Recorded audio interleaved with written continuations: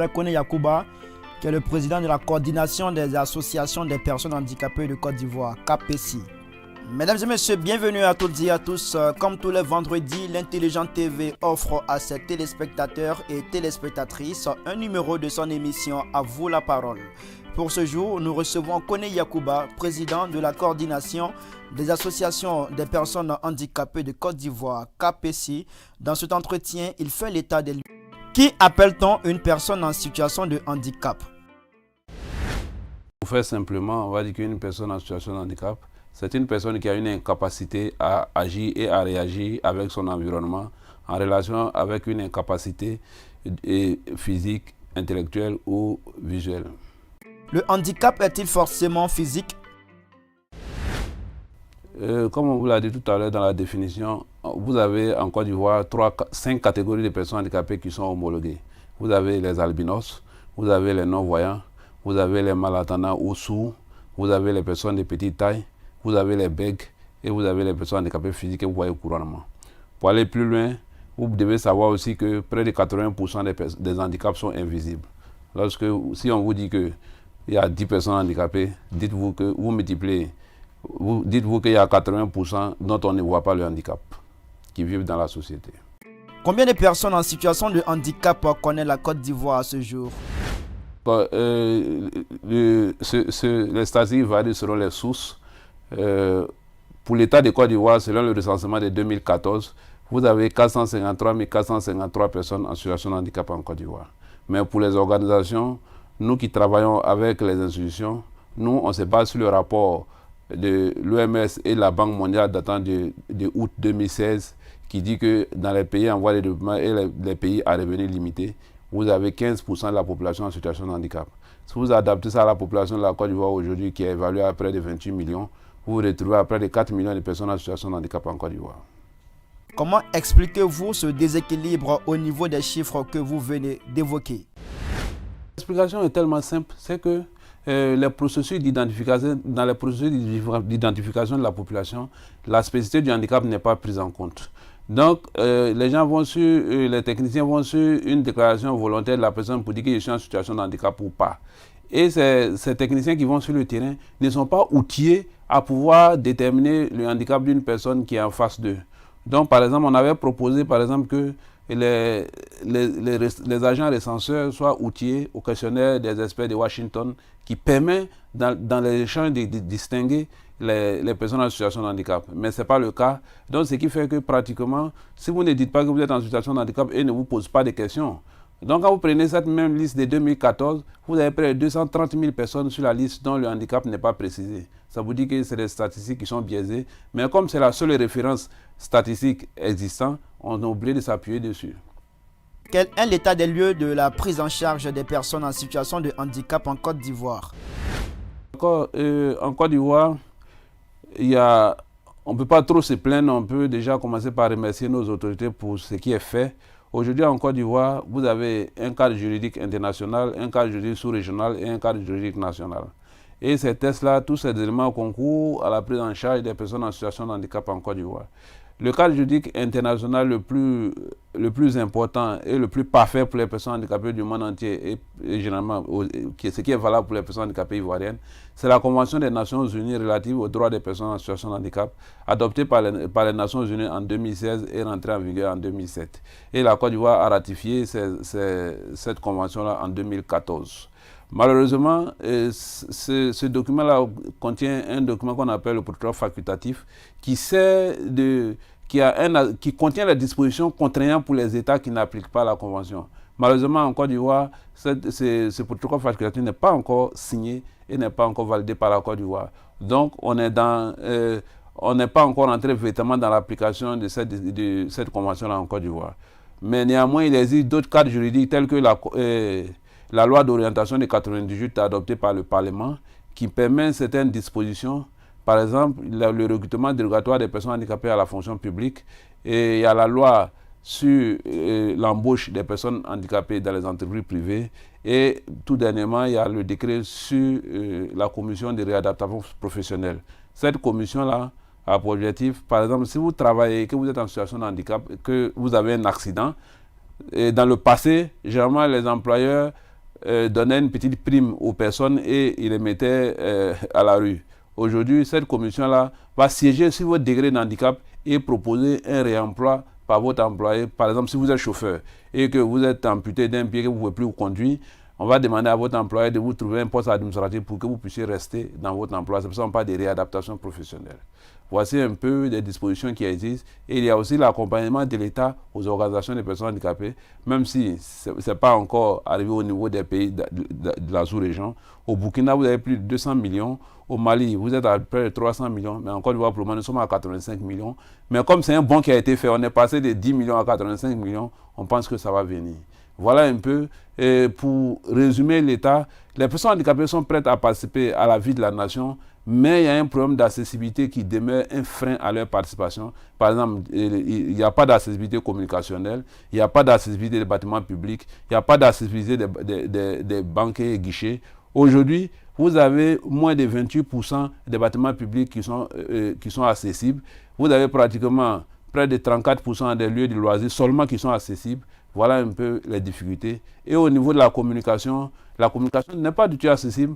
Vous avez seulement en Côte d'Ivoire seul le JT de la télévision nationale qui est traduit en langage des signes. Ce qui fait que les autres émissions, les déclarations du chef de l'État, tout ça, les personnes handicapées n'ont pas accès. Voici un peu les difficultés et les acquis que nous avons en termes d'état des lieux au niveau du handicap en Côte d'Ivoire. Cet état des lieux que vous venez de dresser vous paraît-il satisfaisant?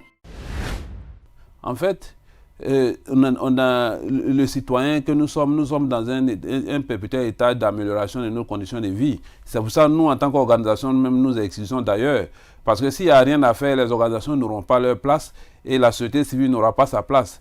Donc aujourd'hui, comme on l'a dit tout à l'heure, la situation de handicap en Côte d'Ivoire, c'est comme une femme qui a acheté un très beau pagne, mais qui n'a pas de couturier.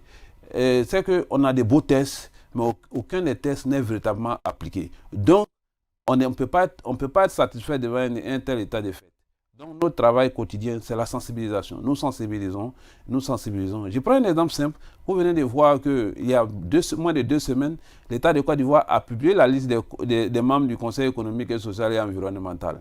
Mais quand vous prenez les 115 membres, sur les 115 membres, il n'y a aucune personne en situation de handicap. Comment vous pouvez comprendre qu'une population qui représente près de 15% du chiffre national ne soit pas représentée au Conseil économique et social? Donc, nous continuons la sensibilisation, nous continuons les plaidoyers pour une inclusion véritable. Estimez-vous que vous êtes laissé pour compte? Non, nous ne sommes pas laissés pour compte, mais nous ne sommes pas mis en priorité. Nos spécificités ne sont pas prises en compte. Laissés pour compte, c'est trop fort. Le regard des personnes dites normales a-t-il changé aujourd'hui sur les personnes en situation de handicap? Je pense que on peut dire, Dieu merci, les choses évoluent positivement. Vous savez, dans le passé, les gens avaient pour habitude de cacher leurs enfants en situation de handicap. Ou bien, dans certaines régions, quand un enfant en situation de handicap naît, on dit que c'est un serpent, on l'envoie en brousse, on verse un médicament, on nous fait croire qu'on a versé un médicament sur l'enfant et que l'enfant s'est transformé en serpent pour partir. C'était simplement des assassinats déguisés. Et aujourd'hui, ces regards-là sont en train d'évoluer parce qu'il y a des personnes handicapées qui ont franchi des échelons de la société, qui sont des exemples aujourd'hui qu'on peut présenter, qui fait que la question de handicap est en train de changer. Parce qu'aujourd'hui, il y a des organisations qui se battent pour la prise en compte de ces personnes-là, qui font que les regards ont changé. Aujourd'hui, parce qu'il y a des États qui prennent des décisions courageuses pour l'inclusion de ces personnes-là, ce qui fait que les choses sont en train de changer. Aujourd'hui, les choses changent véritablement. Et vous savez, il y a 2 visions du handicap. Il y a le modèle empirique, comme on l'appelle, le modèle de santé. On voit les personnes en situation de handicap comme des malades, comme des gens qui ont des problèmes de santé, dont des difficultés. Donc, quand vous prenez cette conception du handicap-là, le seul remède, c'est le traitement du mal. Donc, quand on finissait de traiter le mal, mais si on n'arrive pas à traiter le mal, on a un regard pitillant, on va dans le sens de la charité. Or, aujourd'hui, avec toutes les dispositions des Nations Unies, la question du handicap n'est plus une question de santé, mais une question des droits de l'homme. Donc, nous sensibilisons les gens pour que les regards aillent dans ce sens-là, plutôt que dans le sens de la pitié et de la charité. Au-delà de la sensibilisation, que faut-il pour changer le regard des personnes dites normales sur les personnes en situation de handicap? D'abord, il faut des décideurs courageux. Il faut des décideurs courageux Parce qu'il faut éviter de voir toujours la prise en charge, la prise en compte des personnes handicapées comme des problèmes financiers. C'est ça. Parce que souvent, quand les gens viennent nous inviter aux rencontres, on dit, si ils vont venir encore, c'est pour dire, faites ça, faites ça, faites ça. Souvent, non, il ne faut pas voir les choses comme ça. Au moment où vous êtes arrêté, il faut prévoir l'étape où vous serez assis. Au moment où vous êtes assis, il faut prévoir l'étape où vous serez couché. Donc, aujourd'hui, le combat que nous faisons, c'est vrai, on le fait pour les personnes handicapées, on le fait entre parenthèses pour ceux qui sont dits valides. C'est eux qui vont bénéficier de ce combat-là. Parce que eux, ils auront la chance de mériter, de bénéficier de certaines choses dont ils n'ont pas prévu. Par exemple, quand vous tombez vous avez fait un accident et que vous vous retrouvez dans une situation d'incapacité, vous n'avez pas prévu ça. Qu'est-ce que vous faites? Il n'y a pas de disposition. S'il n'y a pas de disposition d'accompagnement, vous allez mourir de stress, de dépression. Donc aujourd'hui, le combat que nous faisons, c'est de ça qu'il s'agit. Et pour terminer notre proposition idoine, parce que chaque fois on le propose, on va continuer de le proposer jusqu'à ce que nos décideurs comprennent que c'est la solution. Nous avons besoin d'une institution forte qui a une activité transversale pour prendre en compte la question du handicap. En Côte d'Ivoire, chaque ministère mène des activités pour les personnes handicapées. Il n'y a pas de recoupage, il n'y a pas de centralisation, ce qui fait qu'on a l'impression que rien n'est fait. Or, s'il y a une institution forte qui est transversale, il y aura une visibilité sur les actions menées en faveur des personnes handicapées et la question de handicap sera mieux abordée dans les questions de développement et de planification. Vous avez créé en 2012 la coordination des associations des personnes handicapées de Côte d'Ivoire, en abrégé KPC. À quelle nécessité répondait cette initiative? Nous sommes partis du principe simple, nous sommes des enfants du village, nous sommes nés au village, c'est les études qui nous ont envoyés à Abidjan, sinon nous avons tout fait au village. On a vu comment les personnes, nous partant de notre propre expérience, on a vu comment on a souffert. Quels étaient les regards des gens, de nos parents dans les villages, de voir d'abord même une personne en situation de handicap en train d'aller à l'école. Nos mamans nous mettaient au dos. Et les gens taguaient nos mamans pour dire que celle-là n'a rien à faire, ses enfants, c'est pas comme ça, elle met au dos pour aller à l'école. Lui là même là, il va devenir quoi? Donc, vu tout ça, on s'est rendu compte dans les statistiques que véritablement près de 80% des personnes handicapées vivent à l'intérieur du pays, dans les villages les plus reculés, et que les 20% qui vivent à Abidjan bénéficient de 95% de soutien aux personnes handicapées, et les personnes handicapées de l'intérieur ne bénéficient que peut-être de 5 à 10%. Donc pour corriger cet état de fait-là, il était question pour nous de créer une coordination qui va prendre en compte toutes les organisations de l'intérieur et dans les zones où il n'y a pas d'organisation, d'inciter et d'encourager les personnes handicapées à se mettre ensemble et à aborder la question de leur prise en charge à travers une bataille de sensibilisation, une bataille d'inclusion pour leur prise en compte dans la gouvernance locale. Quelles sont les actions déjà menées par votre organisation dans le sens de l'amélioration des conditions de vie des personnes en situation de handicap? La CAPC a 10 ans. Je pense que 10 ans, ce n'est pas 10 jours, ce n'est pas 10 mois, c'est 10 ans. Et c'est 10 années pleines d'activités, pleines de projets.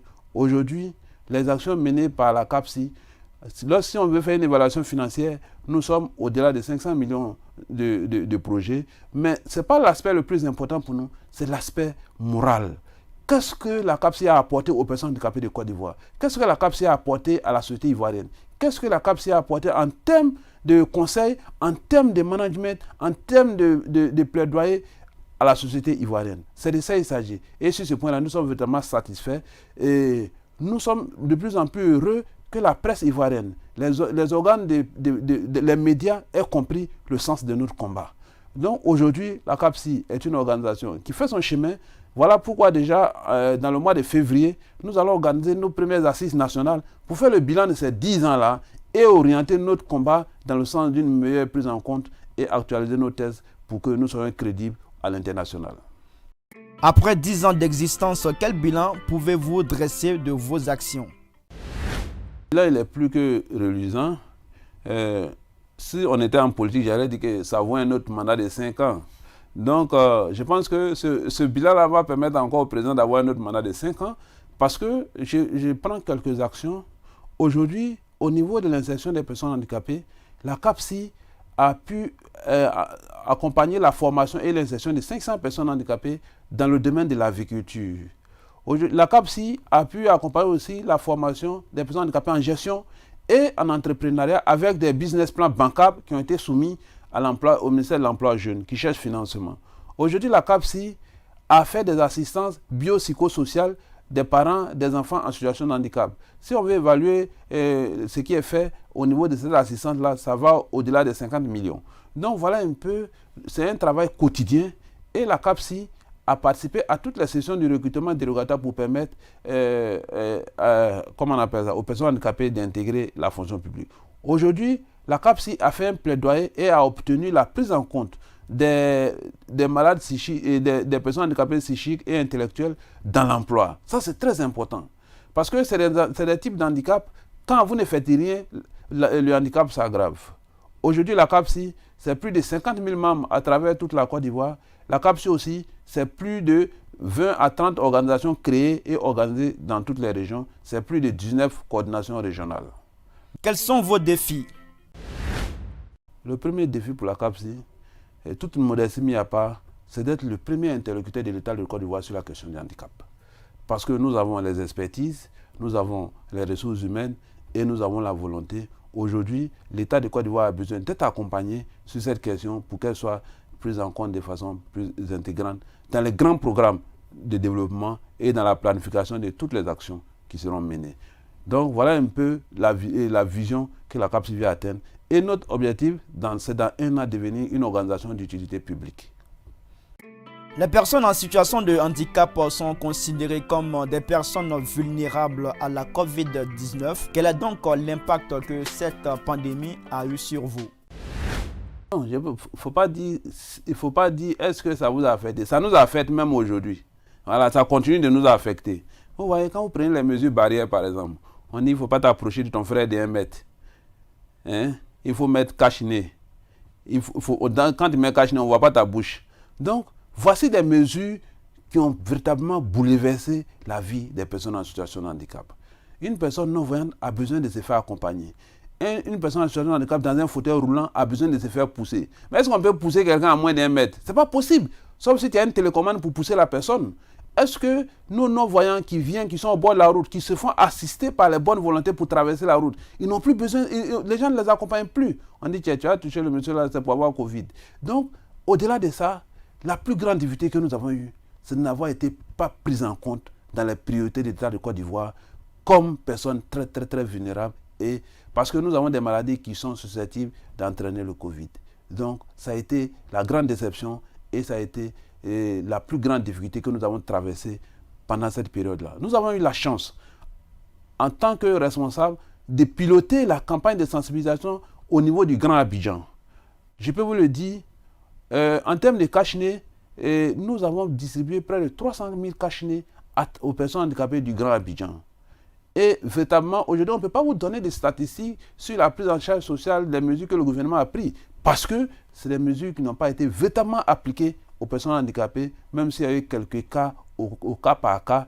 Et parce que, par exemple, à Bobo, nous avons eu la chance, avec notre maire, de voir les personnes handicapées accompagnées. Il y a eu des communes comme Bassam, il y a eu des communes comme Trècheville. À part ces cas isolés, les personnes handicapées n'ont véritablement pas été accompagnées par l'État de Côte d'Ivoire pendant cette période de Covid, ce qui a constitué une véritable difficulté. Et encore plus grave, les sensibilisations n'étaient pas accessibles aux personnes en situation de handicap. Mais pour pouvoir te prévenir d'une maladie, il faut savoir comment ça se manifeste, comment il faut éviter. Les gens sont là, ils parlent de distanciation. Est-ce que nous, on entend distanciation là? On n'entend pas. Donc, nous, on est toujours ensemble. Donc, mais Dieu merci, au niveau du taux d'infection, jusqu'à aujourd'hui, nous n'avons pas eu de cas de personnes handicapées décédées de Covid. Dieu merci, nous n'avons pas eu de cas de personnes handicapées infectées parce que pour communiquer sur le système, on a mis en place un groupe WhatsApp où tous les leaders des personnes handicapées de la Côte d'Ivoire étaient représentés, qui nous retransmettaient les informations au jour le jour pour pouvoir suivre l'évolution de la pandémie au niveau de cette population très vulnérable qui était les personnes en situation de handicap. Quelles sont aujourd'hui vos attentes vis-à-vis du gouvernement ivoirien? Pour rectifier quelque chose, nous n'accablons pas le gouvernement. Nous disons ce qui est. Quand quelqu'un est blanc, tu dis il est blanc là, est-ce que c'est injure? Ce n'est pas injure. Quand quelqu'un est noir, c'est comme moi, je suis en situation de handicap, je passe ici, je viens vous voir, et que après, vous n'êtes pas là, je viens. Quand vous venez, on vous dit, ah, monsieur X, il y a telle personne en situation de handicap qui est passée vous voir. Vous n'allez pas dire qu'on m'a insulté. On ne m'a pas insulté. C'est l'état des lieux. D'abord, nos attentes de l'état de Côte d'Ivoire, c'est simple, hein? Rien sans nous pour nous. faut pas, ils vont entreprendre pour nous, sans nous. C'est-à-dire que je prends un exemple. Quand quelqu'un me voit, j'ai une canne, il va se dire, ah, le monsieur, il a besoin de béquilles, je vais acheter une béquille. Oh, en réalité, moi, je n'ai pas besoin de béquilles. Parce que si tu me donnes les béquilles, là, c'est pas ça ma priorité. Mais si tu me demandes, monsieur Koné, qu'est-ce que vous voulez? Je peux faire des propositions. Maintenant, tu me regardes, tu dis, non, le monsieur, là, il a faim, ou bien il a besoin de béquilles. Non, c'est pas ça. Nous demandons à l'État de Côte d'Ivoire de nous consulter, de nous associer à l'exécution. C'est pour ça que nous appelons de tous nos voeux la mise en place d'une gouvernance inclusive pour que les personnes handicapées soient les maîtres de leur destin. C'est-à-dire que si nous-mêmes on dit on veut ça et qu'on nous donne et qu'on trouve que ce n'est pas bon, ce n'est plus la responsabilité du gouvernement. Il faut que le gouvernement prenne l'initiative à travers ses ministres et directeurs centraux d'associer et de consulter les personnes handicapées sur tout ce qui nous concerne. Si c'est fait, je pense qu'on va arriver à une amélioration significative de la question de la prise en charge des personnes handicapées en Côte d'Ivoire. Je reviens pour dire, notre attente là, personne ne peut le faire pour nous. Maintenant là, s'ils veulent nommer les gens qui vont travailler pour nous là, ils n'ont qu'à prendre des gens qui ont une petite expérience en matière de gestion des handicaps. Ça aussi, on est confronté à ça. Voici des gens qui sont nommés pour travailler pour les personnes handicapées, qui ont peur des personnes handicapées. Ils ne veulent pas recevoir les personnes handicapées. Les portes sont toujours fermées. Comment vous voulez que ces messieurs-là règlent nos problèmes? Donc ça, l'idéal serait que on consulte les personnes handicapées par rapport à la nomination des gens qui vont travailler pour eux. Ou bien il faut fouiller dans les backgrounds. Est-ce qu'ils ont une expérience avec les personnes en situation de handicap? Ça sera vraiment capital. Et pour ce faire, le dernier vœu, on le dit et on le répète, c'est la mise en place d'une institution forte. Parce qu'il n'y a pas d'institution forte là. Quelqu'un qui n'est pas fort là, il ne peut pas changer quelque chose. Aujourd'hui, la question du handicap est gérée par une direction centrale. Et pas une direction centrale, ce n'est pas une direction générale. Mais comment vous voulez que ces responsables, malgré leur bonne volonté, puissent faire changer les choses? Ce n'est pas possible. Donc, il faut une institution forte, que ce soit un secrétariat d'État, que ce soit un ministère, que ce soit une agence, mais il faut que ce soit une organisation forte. Dans les pays où la question du handicap a véritablement évolué, la question du handicap est directement rattachée au chef de l'État. Et nous voulons que la question du handicap en Côte d'Ivoire soit directement rattachée au chef de l'État, avec tous les pouvoirs qu'il a, il puisse faire booster la prise en charge des personnes en situation de handicap. Votre mot de la fin. Le seul mot de fin, c'est merci aux hommes des médias. Merci à l'Intelligent TV qui nous donne cette lucarne-là. Merci à tous les médias de Côte d'Ivoire qui sont en train de comprendre qu'ils ont un rôle à jouer dans la campagne de la prise en charge des personnes handicapées. Et ces hommes des médias-là sont en train de jouer leur rôle. On leur souhaite bon vent et on dit merci à tous les hommes des médias, aux directeurs, aux responsables des organes qui mettent des lucarnes à la disposition des personnes handicapées pour parler de leur inclusion et pour booster leur inclusion. Je vous remercie. C'est sur ces mots de Koné Yacouba, président de la KPSI, que se referment les portes de ce numéro de l'émission À vous la parole. Merci de l'avoir suivi. Excellente suite de nos programmes. À très bientôt.